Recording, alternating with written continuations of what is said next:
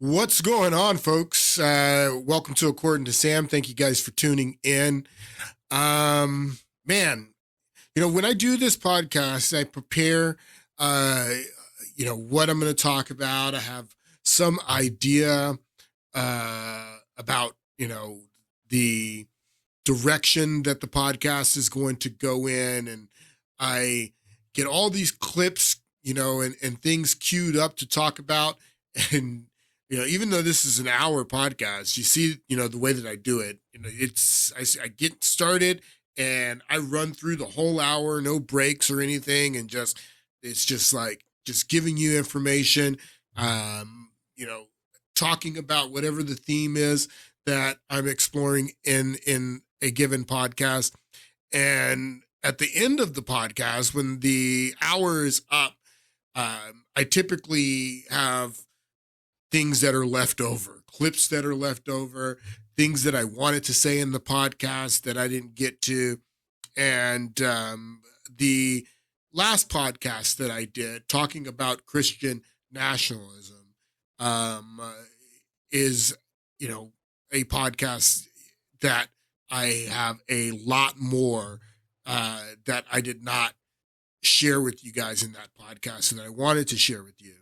So I'm going to have to pick that back up, not in this podcast, because what I want to do, I think Ukraine and what I've been talking about with the series of podcasts that I've been doing on Ukraine, I've been hearing from people that they have been very informative and help them to understand the situation in Ukraine from perspectives that they did not have before. And I think that this is very, very important.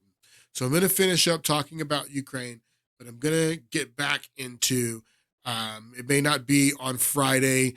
It may be the week after that, depending on what's going on. But I want to get back into what I was talking about in the last podcast about Christian nationalism, this political term that's being thrown around. I want to, explore the cultural revolution that I was talking about that happened in the 1950s and 1960s, and show you that that was not an accident. That cultural revolution that happened in the late 50s and in the 60s to start changing this culture, it was planned. That people planned that. So I want to get further into that and talk about that issue more down the line. I also want to get back into the Mesopotamian history that I started sharing with you guys a few podcasts ago, talking about the Sumerians. I told you I wanted to get into talking about the Akkadians and then the Babylonians, and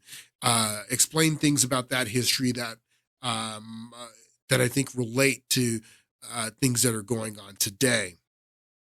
And even in the last podcast that I was talking about with the with Christian nationalism and how religion and politics, how it has always been infused, even going back to the Mesopotamian cultures like the Sumerians, the Akkadians, the Babylonians. So I want to show how the religion and politics was infused in their societies and related to what's going on in our society. So I want to get back into all of that stuff. And I will. I just want you guys to know that there is there's still a lot that I left on the table in the last podcast, and I plan on picking that back up. But today we are going to be talking about Ukraine again, and we lost Victoria Nuland last week. Victoria Nuland, the mama, and her three little babies here are the ones who staged the coup in Ukraine in 2014 with the help of John Brennan and the CIA. And these are the players. And we lost Victoria Nuland last week. She was a character that we talked about quite a bit on this podcast over the past few weeks, talking about Ukraine. We listened to the phone call that was tapped and leaked between her and the then ambassador to Ukraine, Jeffrey Pyatt. She was very much involved in what went on in Ukraine. And this woman is a witch, and she is no longer at the State Department. She resigned last week. Now, why did she resign? There's been a lot of speculation and people offering theories about why she resigned. Again, she was just on CNN and did this major interview with Christine Amanpour just 2 weeks ago, where she is talking about Ukraine and how much she was involved, and she was requesting that the House of Representatives pass this $95 billion supplemental package that has been in limbo since the Senate has passed it, and she was advocating for that. And then just out of the all of a sudden, out of the blue, she resigns. And there's been a lot of theories, a lot of people offering theories of why she resigned. My question is, why was she in the Joe Biden State Department in the first place? Why was this neocon? That's my question. Not why she resigned. I'll tell you my theory on why she resigned here in a moment. But I think the more important question is why this ultra conservative neocon was working in the Joe Biden, who's supposed to be a Democrat, liberal. Why is this ultra conservative neocon working in the Joe Biden State Department?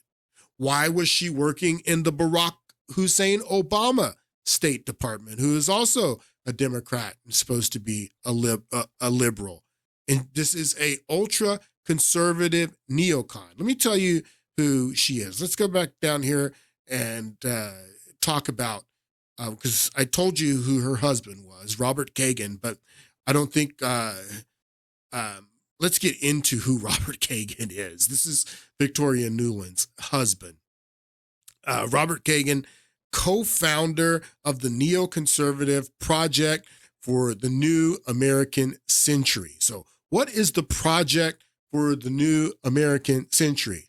So they organized in 1997. So this is the 20th century winding down. They organized 3 years before the millennium, the new century, and that's what they call their organization, the Project for the New American Century.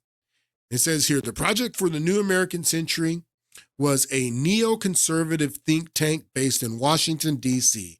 that focused on United States foreign policy. Now, if you know anything about the Project for the New American Century, it was a group that they were focused on establishing the United States hegemony throughout the world, United States dominance throughout the world using military tactics. So it was established as a nonprofit educational organization in 1997 and founded by Bill Kristol. Okay, Bill Kristol is a Biden supporter now. If he's all over, you go to his Twitter X account, all of these neoconservatives are. Not only is Victoria Nuland, who is the husband of the founder of this group, so Robert Kagan, who is Victoria Nuland's husband, and Bill Kristol, they founded this neoconservative group called the Project for the New American Century. Now, Victoria Nuland is working in the Biden as neoconservative Republican. These guys were big Bush fans. They were advocating for Bush and the war in Iraq. That was part of the Project for the New American Century. They theorized in their papers that there would have to be some Pearl Harbor type of event There would have to be some Pearl Harbor type of event, is what these guys theorize, to kick off this project for a new American century. And now, again, Bill Kristol he hates Trump. He's an advocate for Joe Biden. Robert Kagan's wife was in the Biden and Obama State Departments running foreign policy, a very aggressive, hawkish foreign policy, very hawkish foreign policy for someone who's supposed to be a Democrat, a liberal like Barack Obama and Joe Biden. Come down here. In this paragraph, of the 25 people who signed the Project for the New American Century Founding Statement of Principles, 10 went on to serve in the administration of U.S. President George W. Bush, including Dick Cheney, Don Rumsfeld, Paul Wolfowitz. These are all of the architects of the Iraq War that they said a Pearl Harbor type of event was needed. So that's who Victoria Nuland is, okay? That's who she is. So how does this neocon get into the Biden administration seamlessly? That's what I want you guys to understand, that this stuff about parties and Democrats and Republicans and conservatives and liberals, that means nothing to these people. It's just they have a party of one. They don't care about those things. Those terms are for you, so you can go out and fight with your neighbor who is a liberal and you're a conservative, or they're a Democrat and you are a Republican. These people do not care. These people do not care. She worked for the Clinton administration. Look at this. Victoria Nuland worked for the Clinton administration. Then she came in and worked for the Bush administration from 2000. So right there, as we're building up to the Iraq War, selling the Iraq War, lying us into the Iraq War, from 2003 to 2005, Victoria Nuland served as the principal deputy national security advisor to Dick Cheney, Liz Cheney's father. This guy was central. He's part of the Project for the New American Century. He's one of the signers of their founding document.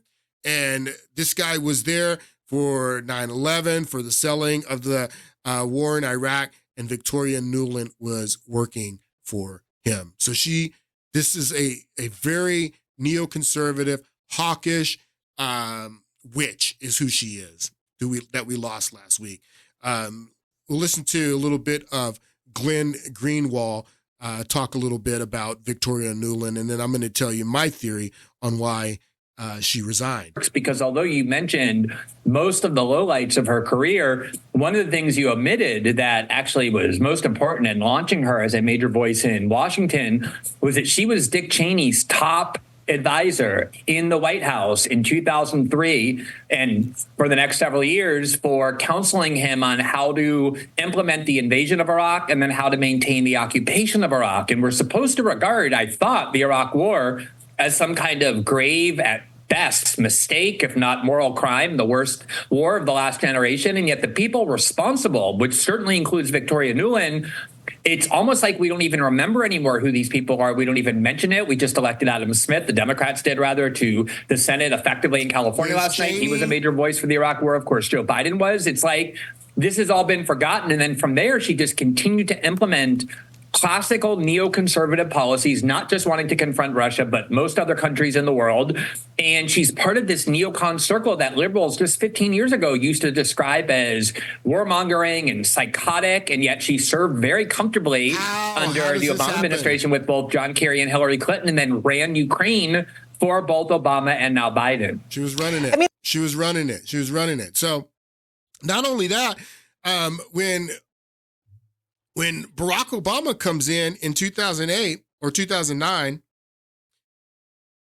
he had run on a very dovish foreign policy when he ran in 2009. As a matter of fact, that's how he won the nomination from Hillary Clinton because he accused Hillary Clinton of being a hawkish Democrat, that she voted for the Iraq war, that she sold the Iraq war, which she did both. She sold the Iraq war. She voted for the Iraq war. Everything that Obama said about Hillary Clinton was right when he was running in 2008. But then he comes in and then he keeps this guy on as his Secretary of Defense. Now, Robert Gates was George H.W. Bush's director of Central Intelligence. He was deputy director of CIA under Ronald Reagan. He ran Iran-Contra. He was running the guns down to Nicaragua. He ran the weapons to Iran.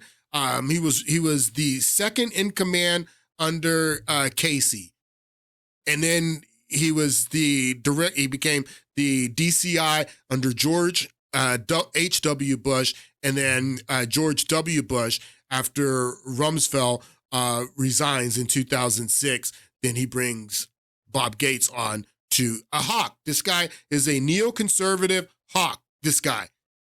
So Obama not only has hawks in his State Department, he picks Hillary Clinton to be a Secretary of State, and then she's got Victoria Nuland running foreign policy under her, hawk. And then Bob Gates is running the Pentagon under Barack Obama after he runs on this dovish foreign policy in 2008. First thing he does is sends something like 200,000 more troops to Afghanistan and ramps up the war in Afghanistan. He arms ISIS. He goes into Libya, expanded, people, what is going on? What's going on here? What's going on? What's really going on? So, talked a little bit in the last podcast about Joe Biden's State of the Union address last week. And I was explaining how this is the state of our union, the state of the United States of America. And this guy opens up his address talking about Ukraine and how important it is for us to send billions of dollars to Ukraine. I was astonished by this. Like, at least, at least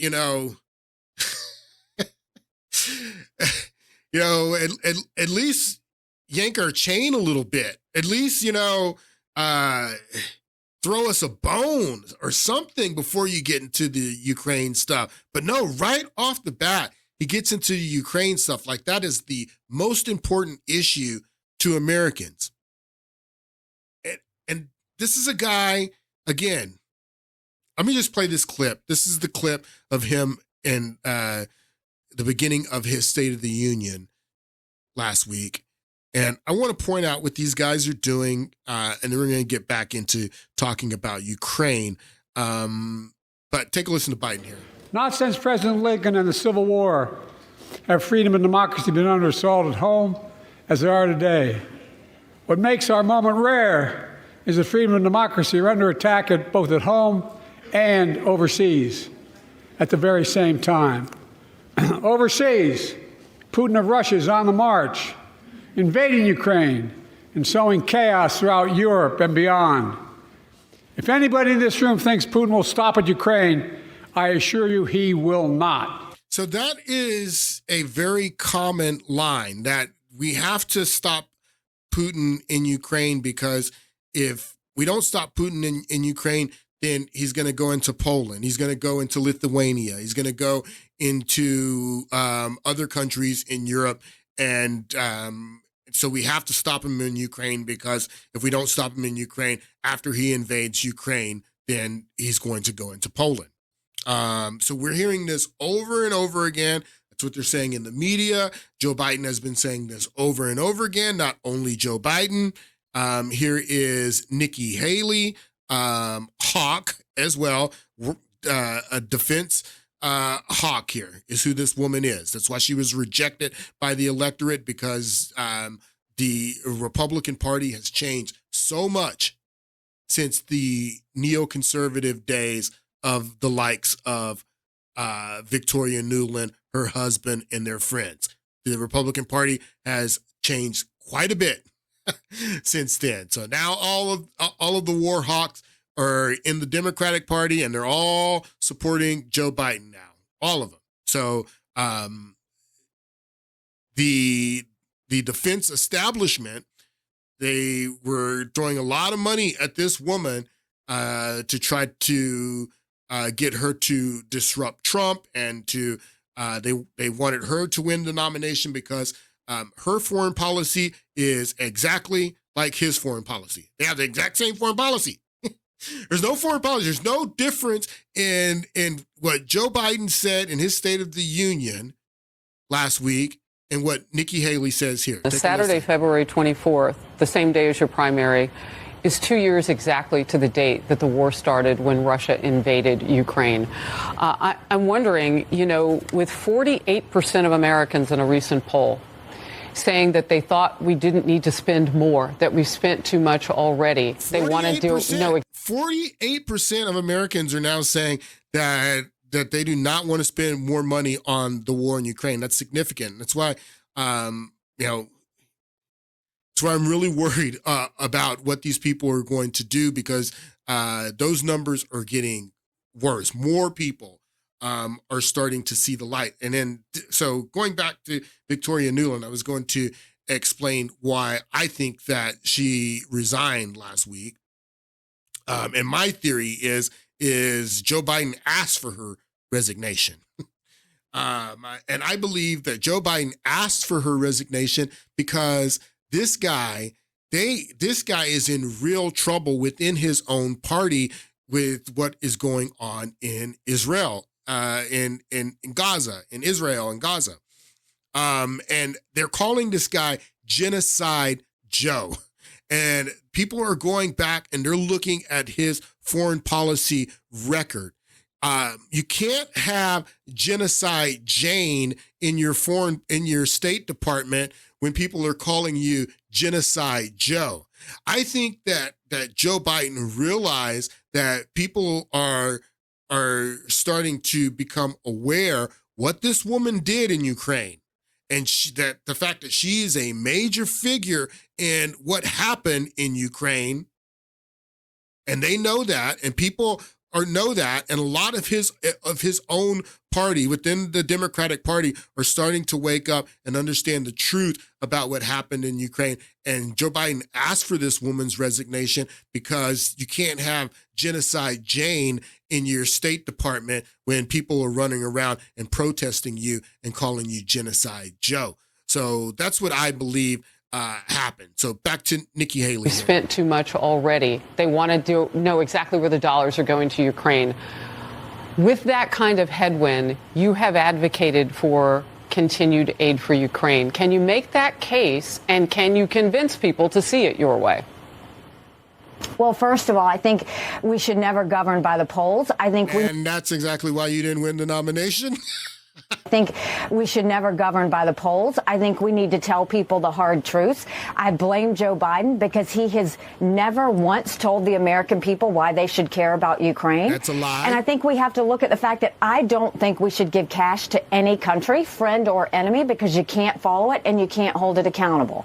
But in this situation, the reason it matters so much, Harris, is because Putin has said once he takes Ukraine, Poland and the Baltics are next. So she says, Putin says this, that Putin says that once he takes Ukraine, that Poland and the Baltics are next. Same thing that Joe Biden's saying here, that we have to do this because if we let Putin take Ukraine, he's going to move into Poland. And this bird brain even goes even further and says that Putin says that Putin says that is his objective, that once I take Ukraine, I'm going into Poland. Putin says nothing of the sorts. Here's Putin in the interview with Tucker Carlson just a few weeks ago, and they get into this scare tactic, this threat that if Putin goes, if we allow Putin to be successful in Ukraine, then he's going to go into Poland and go into the rest of Europe. And It's absolutely ridiculous to even think about something like that. That Russia's on the march and they're going to go in with what? With what resources? See, that's the thing. They're telling us that Russia is so weak that if we just give Ukraine more weapons, that Ukraine, which is a smaller nation than Russia, they're going to defeat Russia because Russia is so weak and they are losing all of these men, and they're losing and they're weak. And if we just give Ukraine the weapons, then they can win this war. But that same weak Russia is prepared to take over Poland and take over the rest of Europe. Which is it? Is Poland strong enough to take over Europe if we don't stop him in Ukraine? And then how's Ukraine going to beat them?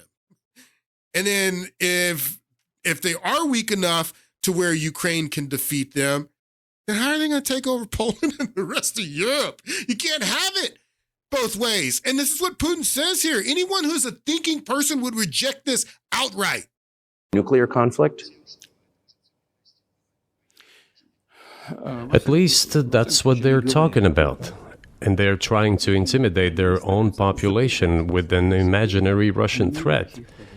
This is an obvious fact. And thinking people, not Philistines, but thinking people, analysts, those who are engaged in real politics, just smart people understand perfectly well that this is a fake.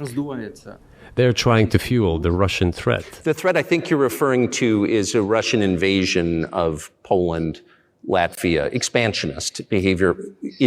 Can you imagine a scenario where you sent Russian troops to Poland? Only in one case, if Poland attacks Russia. Why? Because we have no interest in Poland, Latvia, or anywhere else. Well, that's weird. Why would we do that? That's weird. That's weird because why would Nimrata lie like that? Well, because Nimrata right here says that Putin says that is his objective. That Putin has said, this is what she says right here, as Putin has said, that once he takes Ukraine, he wants to go into Poland and take the rest of Europe. It's really weird. Friend or enemy because you can't follow it and you can't hold it accountable. But in this situation, the reason it matters so much, Harris, is because Putin has said once he takes Ukraine, Poland and the Baltics are next. He said nothing of the sort. Putin has said nothing of the sort. She is 100% lying. Takes Ukraine. Poland and the Baltics are next. Those are NATO countries. That immediately puts America at war. This is about preventing war. We should give them the equipment and ammunition they need to win. It is only 3.5% of our defense budget, and it saves us in the long run from having to send more resources or any of our men and women to do that. We don't want war. We've got to prevent it. And I'll tell you, we don't want war. We need to send more weapons for more war. These people are so disgusting. These people are so disgusting. This woman has the exact same... It was really dangerous. She has the exact same foreign policy as Joe Biden. As a matter of fact, all three of these people have the exact same foreign policy, and I'm just waiting for this guy to do what I know he's going to do. I know what this guy's going to do, and I'm just waiting for it to happen. But they all have the same foreign policy. And they're lying. Putin's not interested in anything else but Ukraine. And I'm going to show you, and I've been showing you, why Ukraine is a unique interest to Russia and Vladimir Putin. Has nothing to do with some conquest, like he's ready to take on all of Europe. It's absolutely ridiculous. Only in one case, if Poland attacks Russia. Why? Because we have no interest in Poland, Latvia, or anywhere else. Why would we do that? We simply don't have any interest. It's just threat-mongering. Well, the argument, I know you know this, is that, well, he invaded Ukraine. He has territorial aims across the continent, and you're saying unequivocally you don't.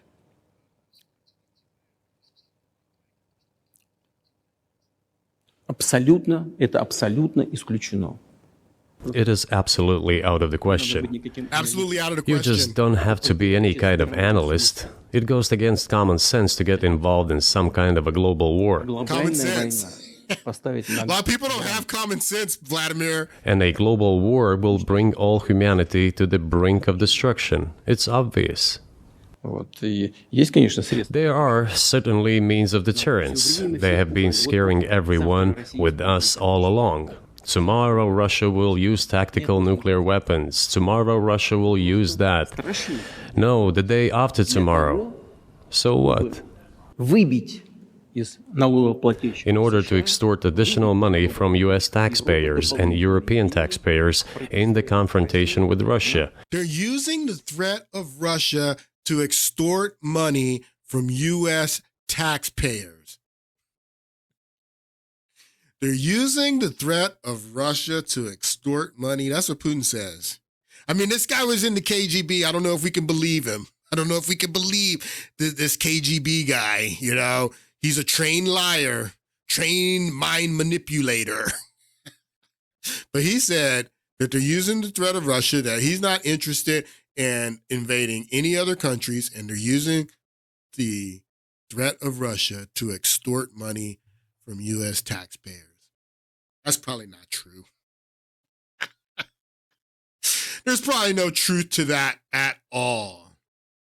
What they're doing here, again, they're trying to resurrect Cold War Red Scare propaganda tactics.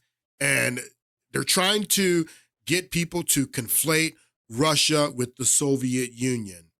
And they are trying to get people to not remember that Barack Hussein Obama, Hillary Clinton, that they reset our relationship with Russia in 2009, and that Russia is not the Soviet Union, but they're bringing back all of the Red Scare Soviet Union tactics. And this thing that they're doing where they're using the scare of Russia to extort money from the American taxpayers. This thing that they're doing from the Cold War is called the domino theory. And the domino theory, I have a little clip here about what the domino theory is. I want you to take a listen to it. Domino theory has very little to do with dominoes, and even less to do with pizza. Instead, it deals with the spread of communism throughout the world. It was said that if one nation adopted communism, so too would nearby nations, one after the other after the other. While he never trademarked the term domino theory, President Dwight D. Eisenhower was the first person to use the analogy during a 1954 news conference. In a time when communism was seen in much of the West as an immense evil, the idea of country after country falling to the communists was terrifying to many Americans.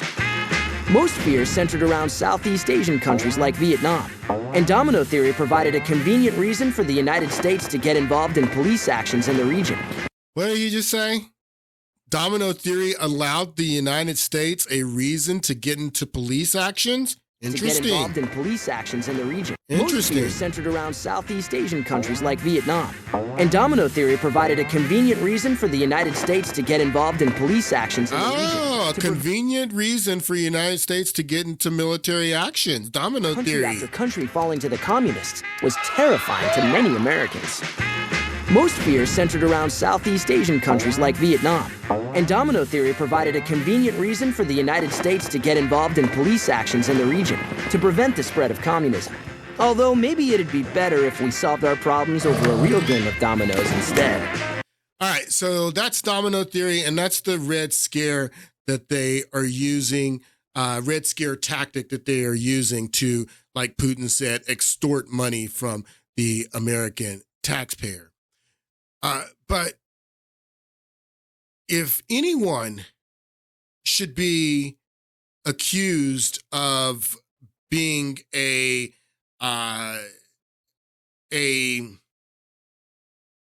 country that is moving in from country to country, invading country to country, the domino theory, what I'm trying to say is that the domino theory would apply to the United States more than it would apply to Russia today. in the 21st century. Back to the project for the new American century. Project. So from the beginning of the 21st century, the project for the new American century, the domino theory would be more apt to say that the United States is guilty of this than Russia. The United States went, after 9/11, went into Iraq, went into Afghanistan, went into Syria, went to Libya. Where else have we gone? Yemen, Sudan, Somalia. You remember the Wesley Clark 7 too. That's the domino theory. That when Wesley Clark is saying we're hitting all these countries, we're the ones who are knocking over the dominoes. Russia could accuse us of knocking over dominoes, and we're pointing the finger at them. You know, the war in Iraq is the biggest foreign policy shame of American history, and there are many foreign policy shames in American history. Many. But the biggest is the Iraq War, without a doubt. And it was all set up by these people. Project for the New American Century. Paul Wolfowitz, Donald Rumsfeld, Dick Cheney, George W. Bush, and also Joe Biden. Joe Biden was a major player in the war in Iraq. As a matter of fact, it's safe to say that the war in Iraq probably could not have happened without Joe Biden, because without Joe Biden, they couldn't have gotten congressional approval. And it would have been very difficult for George Bush to go into Iraq without congressional approval and not get impeached. This is a pretty long clip. I want to play this clip, and I'm going to stop it, as it's going, because I want to talk about this. This is a clip from a documentary about the major role that Joe Biden, Genocide Joe here, played in the war in Iraq, and us knocking down that domino, and that domino being, actually that was the second, Afghanistan was the first, and then Iraq, and then we moved from domino to domino after that. But Iraq is the biggest shame, without a doubt, the way that that war was sold, the way that it was lied, not only to the American people, but when they took the story to the UN, and they tried to get UN support, that the way that they lied to the United Nations and the rest of the world. And then when the UN was about to veto a new resolution, the Bush administration withdraws the resolution and says that I'm building a coalition of the willing, and just, going around the world knocking down dominoes. And he wouldn't have been able to do that. Let me show you why he wouldn't have been able to do that without Joe Biden. The costs of the Iraq War were enormous. More than 4,500 American soldiers, as well as thousands of military contractors, were killed. Tens of thousands of U.S. soldiers were wounded. Hundreds of thousands of Iraqis, and by some estimates, more than 1 million were killed. And the war created massive instability, including more wars and terrorism throughout the Middle East and North Africa. Fast forward to the 2020 presidential race. There's only one candidate for the nomination of the Democratic Party who played a leading role in actually making the Iraq War happen. In my judgment, President Bush is right to be concerned about Saddam Hussein's relentless pursuit of weapons of mass destruction and the possibility that he may use them or share them with terrorists. Other regimes hostile to the United States and our allies already have or seek to acquire weapons of mass destruction. This was Joe Biden. In 2002, speaking as chair of the United States Senate Committee on Foreign Relations. A few months later, when the Senate was debating whether to give President George W. Bush the authority to start a war with Iraq, Biden argued strongly in favor of granting this authority. The objective is to compel Iraq to destroy its illegal weapons of mass destruction and its programs to develop and produce missiles and more of those weapons. Saddam is dangerous. The world would be a better place without him. But the reason he poses a growing danger to the United States and its allies is that he possesses chemical and biological weapons and is seeking nuclear weapons. And unlike my colleague from West Virginia and Maryland, I do not believe this is a rush to war. I believe it's a march to peace and security. I believe that failure to overwhelmingly support this resolution is likely to enhance the prospects that war will occur. Joe Biden did so much more than vote for the war.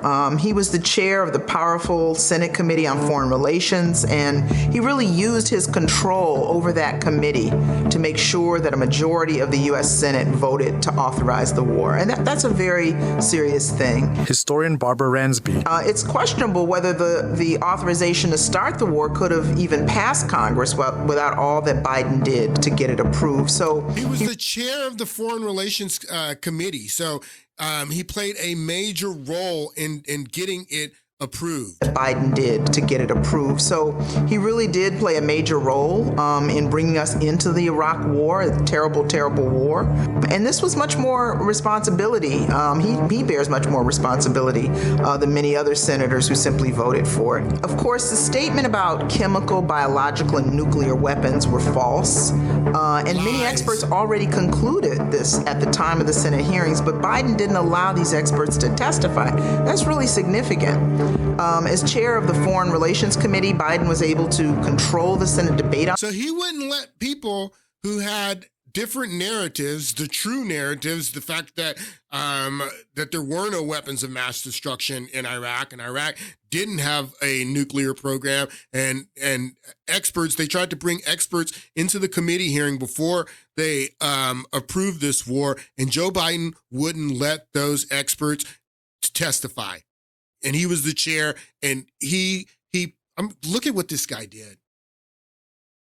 The Foreign Relations Committee, Biden was able to control the Senate debate on the war, and therefore much of the information that most senators received and that major media outlets reported was really distorted.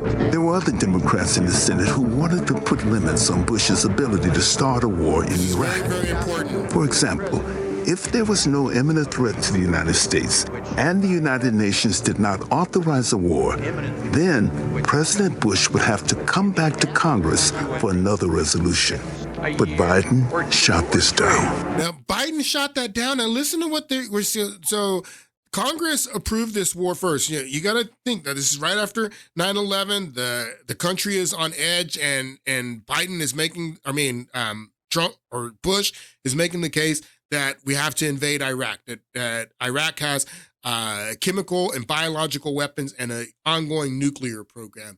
You remember that they started mailing anthrax around to people with a letter inside the envelope with the anthrax, 9/11, Allah is great, death to Israel. So whoever wrote this letter is impersonating a Muslim extremist. So, they're going around and they're telling people that this anthrax came from Iraq and that Iraq has more chemical and biological weapons. We have to immediately go and invade Iraq to stop them because they may give these chemical, biological weapons, nuclear weapons to a terrorist that will be the next big attack. It was all set up by the Project for the New American Century.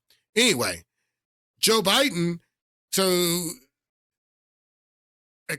one of the members, looks like Carl Levin here, tries to introduce a amendment into the authorization that says if you go to the UN and you don't get authorization from the UN, then you have to come back to Congress and get authorization from us again. This is very important because Bush does not get authorization from the UN. As I was just telling you, the UN was not buying this. The UN was going to veto France, Russia, I think China as well. Those are the permanent members that were going to veto the resolution. And I'm not sure he had the votes to pass the resolution even without the vetoes. So the UN did not approve this. And this would have been a very significant amendment if the UN wouldn't have approved it. He would have had to come back to Congress. Joe Biden, Genocide Joe, is the one who shot it down. He concluded this at the time of the Senate hearings, but Biden didn't allow these experts to testify. That's really significant. As chair of the Foreign Relations Committee, Biden was able to control the Senate debate on the war, and therefore much of the information that most senators received and that major media outlets reported was really distorted. There were other Democrats in the Senate who wanted to put limits on Bush's ability to start a war in Iraq. For example, if there was no imminent threat to the United States and the United Nations did not authorize a war, then President Bush would have to come back to Congress for another resolution. But Biden shot this down. So the reason why I oppose the amendment of my friend from Michigan is because the basic premise upon which I began is consistent with where my friend from Connecticut begins, and that is that the threat need not be imminent for us to take action. Wow. That's authority we're about to delegate to the president. So Listen to this. The threat does not need to be imminent for us to take action. We're getting ready to give this power to Republican hawk George Bush. This guy's a Democrat liberal. He says, I'm going to delegate this power. We don't even need a threat. We're going to delegate this power to George Bush, this liberal here, this liberal who had Victoria Nuland in his State Department. Authority we're about to delegate to the president. So the fact that he would take such a stridently pro-war position, that he would use that role to limit the debate the way he did, played a major factor in getting enough defections from the Democratic majority to join with almost unanimous Republican support to make the war resolution pass. Professor Steven Zunis. As a result, it's just the opposite. So listen to what he says. So you had the entire Republican caucus vote for the war, and now you have the entire Democrat caucus voting for Ukraine war, except 2 or 3. When the authorization for Iraq, only one Republican voted against it. He ended up changing his party later and becoming a Democrat. But it was pretty much unanimous Republican support. So if you get unanimous Republican support, you really only have to peel off, 15 to 20 Democrats. And with the help of Joe Biden, they were able to peel off the 15 to 20 Democrats that they needed because of Joe Biden to get the resolution passed. And now it's the opposite is what I'm saying, is that now you have the entire Democrat caucus voting for the war, and then Mitch McConnell can get 15 to 20 Republicans, and that's how they get it passed. That's how they pass the Ukraine supplemental out of the Senate. It had less than half of the Republican caucus and pretty much the entire Democratic caucus. Connecticut begins, and that is that the threat need not be imminent for us to take action. That's authority we're about to delegate to the president. So the fact that he would take such a stridently pro-war position, that he would use that role to limit the debate the way he did, played a major factor in getting enough defections from the Democratic majority to join with almost unanimous Republican support to make the war resolution pass. Professor Steven Zunis. As a result, I don't think it would be unfair to say that Biden played a more important role than probably anybody in Congress in making the Iraq war possible. The idea that Iraq, which had been rid of its non-conventional weapons and weapons programs and weapon systems, that was under the strictest sanctions of any nation has ever experienced, was somehow a threat to the United States and the far side of the world is totally absurd. I mean, totally ridiculous. I mean, the fact that an educated person like Joe Biden with foreign policy experience would believe that, it really defies the imagination. But the witnesses mostly reinforced the pro-war arguments. The question before us really is, should the United States depose Saddam Hussein? And my answer is clearly yes. My suggestion, as I stated earlier, is that regime change, as the stated U.S. policy, would be the correct way to deal with it. These are all the witnesses that Joe Biden, as chair of the Foreign Relations Committee, he would only allow witnesses in who would support the fact that Iraq had chemical and biological weapons and a nuclear program. And when other senators would try to bring in other witnesses, he wouldn't allow it. This problem. In my opinion, weapons inspections are not the answer to the real problem, which is the regime. And the people want a regime change. Let's help them to make this change and liberate Iraq from this oppressor. Iraq has enough to generate the needed bomb-grade uranium for 3 nuclear weapons by 2005. It is too difficult to see how any measure short of a regime change will be effective. A nuclear-armed Saddam sometime in this decade is a risk we cannot choose to ignore. It is essential to recognize that the claim made by Saddam's representatives that Iraq has no weapons of mass destruction is false. We know that Iraq permits known al-Qaeda members to live and move freely about in Iraq. I am told that that is the case, that the al-Qaeda groups are welcome and that they're being supported. Their families are being supported. That's a lie. There was never any al-Qaeda in Iraq. And again, if you were a thinking person, if you understood this stuff, you would know that that Saddam Hussein was pretty much a secular Muslim. He wasn't a religious Muslim. Al-Qaeda is a very religious fundamentalist group. They have nothing. The Saddam Hussein Ba'athist Party and Al-Qaeda had nothing in common. But they let people come, and Joe Biden let people come to the Senate Foreign Relations Committee and tell these lies. That is the case, that the al-Qaeda groups are welcome and that they're being supported. Their families are being supported. I have to tell you, Iraqis desperately want to be freed of Saddam Hussein, and they also know that the only country that can help them with this is the United States. And they are ready to welcome the U.S. as liberators. Has worked. Senator Lincoln Chafee of Rhode Island pushed back. Lincoln Chafee is the guy that I was just telling you about. He's a Republican from Long Island. He was the only one to vote against the Iraq resolution, and then he later became a Democrat. But besides Chafee, it was the entire caucus. Has worked. Senator Lincoln Chafee of Rhode Island pushed back against the witnesses being stacked, but Biden cut him off. Okay.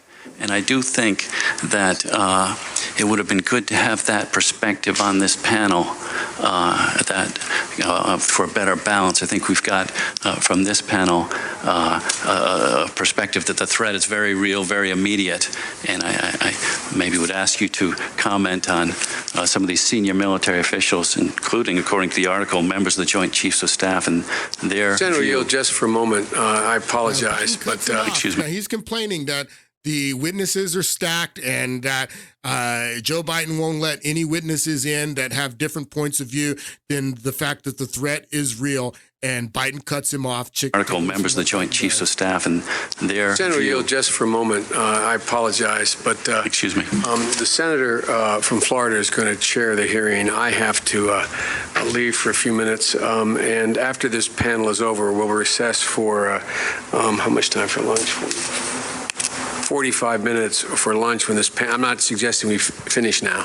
When the panel is finished, we'll recess for 45 minutes. And I assure you, Senator, there are other witnesses coming along who think the policy of containment is just fine. So I hope you'll find this is extremely balanced when we finish the whole 2 days of hearings. But I thank you for letting me interrupt and turning the gavel over. Biden never returned to the problem. So Biden never returned, never let Chafee or any of the other senators bring in witnesses that had a different point of view. Now I want you to look at what Joe Biden is saying today. This is an interview that he just gave on yesterday or Saturday. Listen to Joe Biden. I sat with them and I sat with the war cabinet. I said, look, don't make the mistake America made. America made a mistake. We went after bin Laden until we got him, but we shouldn't have gone into Ukraine. I mean, we shouldn't have gone into the whole thing in Iraq and Afghanistan. It wasn't necessary. Gone into Iraq. It wasn't necessary. We shouldn't have gone into Iraq. It wasn't necessary. He first says Ukraine. Oh my God. You guys are voting for this guy, huh? All right. I sat with them and I cabinet. I said, look, don't make the mistake America made. America made a mistake. We went after bin Laden until we got him, but we shouldn't have gone into Ukraine. I mean, we shouldn't have gone into the whole thing in Iraq and Afghanistan. It wasn't necessary. It wasn't necessary. It just caused more problems than it raised. So it wasn't necessary, and it just caused more problems than it raised. What's he talking about? He sold the whole thing. He sold the whole thing. He said we need the prospects that war will occur. Joe Biden did so much more than vote for the war. He was the chair of the powerful Senate Committee on Foreign Relations, and he really used his control over that committee to make sure that a majority of the U.S. Senate voted to authorize the war. And that interesting, because now he's saying we shouldn't have gone. It wasn't worth it. It caused more problems. Wow. America made a mistake. We went after bin Laden until we got him, but we shouldn't have gone into Ukraine. I mean, we shouldn't have gone into the whole thing in Iraq and Afghanistan. It wasn't necessary. It wasn't necessary. It just caused more problems than it raised. Yeah, I agree with you. I agree with you 100%, Biden. It was not necessary, and it caused more problems, a lot more problems. Going back to what I was talking about last podcast about this Christian nationalism mess and people like Russell Moore and these other people who, particularly Russell Moore, who were Bush sycophants, and now they're coming out and saying that you can't be a good Christian and vote for Donald Trump, that Donald Trump is so bad that these guys never said anything negative about George W. Bush, who was warned before 9/11 that terrorists were in the country and that they were about to hijack planes. He was warned specifically about the method of attack a month before 9/11. They let 9/11 happen because the Project for the New American Century said we need a Pearl Harbor type of event, and then they use it to, again, use American anthrax to mail around America to make people think that there was a Muslim attack of anthrax, to heighten people's sensitivities to chemical and biological weapons. And they use the lie of chemical and biological weapons, even nuclear weapons, and the threat of a mushroom cloud in the United States to take us into Iraq, and then from Iraq, all over the Middle East, into Africa, in the Obama administration. But to start this off, the land letter. I don't know if you guys have ever heard of the land letter, but why don't people like Russell Moore, who want to criticize Christians for voting for Trump and supporting Trump right now, why don't they ever talk about the land letter? You guys know what the land letter is? It says here, let me expand it for you so you guys want to read. It says the land letter was a letter sent to U.S. President George W. Bush by 5 evangelical Christian leaders on October 3rd, 2022, outlining their support for a just, preemptive invasion of Iraq. There was nothing just about the invasion of Iraq. But these evangelical ministers, and I have told you when I was telling you about how these witches have penetrated every area of our society, even our churches. You have to understand that not everybody who calls themselves a minister is a minister of the gospel. Some of them are ministers of hell. And to put your name on this as a Christian minister, to be someone who's supposed to be representing the Prince of Peace, to write a letter and put your name on this and saying that this has this war, this illegal invasion of Iraq that you've lied us into, has the support of God, and put the Christian stamp of approval on it, is what these guys did. And this letter is called the Land Letter because Richard D. Land is he's one of the ministers who signed it, and he set the whole thing up. So I just wanted to bring that to your attention because a lot of people don't know about the Land Letter. So these neocons are not only in government, but they're also in the churches as well. That's what I want you to understand. Anyway, that's the podcast, folks. I will be back on Friday, and we'll talk about Ukraine. I had meant to get into some more stuff about Ukraine in this podcast, but I didn't get into it. But we're going to get into it on Friday, and then hopefully I can finish up talking about Ukraine and covering all that stuff on, if not Friday, Monday, and then have a lot more that we're going to get into next week. Thank you guys for watching, and I'll see you guys on Friday.